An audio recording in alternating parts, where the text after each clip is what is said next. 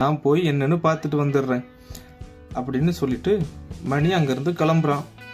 ஆனா மணிக்கு தெரியாது இது பக்கத்துல மாணிக்கத்தை திருடிட்டு போக வந்திருக்கக்கூடிய திருடர்களோட வேலை அப்படிங்கிறது. உடனே கபிலன், அக்கா திருடனுக்கு எப்படி தெரியும் இங்கே மாணிக்கம் இருக்காங்கிறது அப்படின்னு கேட்கவும், அக்காவும் திருடர்கள் பண்ண சதி வேலையில தான் மாணிக்கத்துக்கு காலில் அடிபட்டு இருக்கு, அதனாலதான் அவன் கூட்டத்துல இருந்து அவன் பின்தங்கிட்டான். நல்ல வாய்ப்புக்காக காத்துக்கிட்டு இருந்த திருடர்கள் மாணிக்கம் இருந்ததுனால அவன் பக்கத்துல போக முடியல. இப்போ மாணிக்கத்தை திசை திருப்பி அங்க இருந்து அனுப்பிட்டாங்க.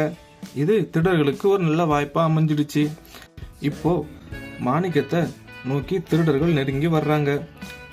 அதை பார்த்த மாணிக்கம் அங்கிருந்து தப்பிச்சு போக முயற்சி பண்றான்.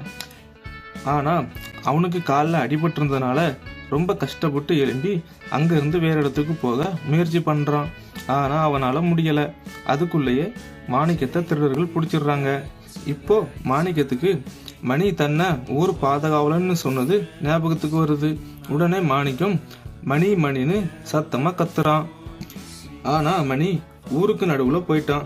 உடனே மணியும் மாணிக்கம் ஏதோ பிரச்சனையில இருக்கான் அப்படின்னு நினைச்சிட்டு வேகமா ஓடி போறான். அங்க மாணிக்கத்தை 4-5 பேர் சேர்ந்து கீழே கொடுக்கப்பட்டிருக்க லிங்கை தொடர்றது மூலமா இந்த வீடியோட முழு பதிவை நீங்க பார்க்கலாம். மறக்காம நம்ம சேனலை சப்ஸ்கிரைப் பண்ணுங்க. நன்றி.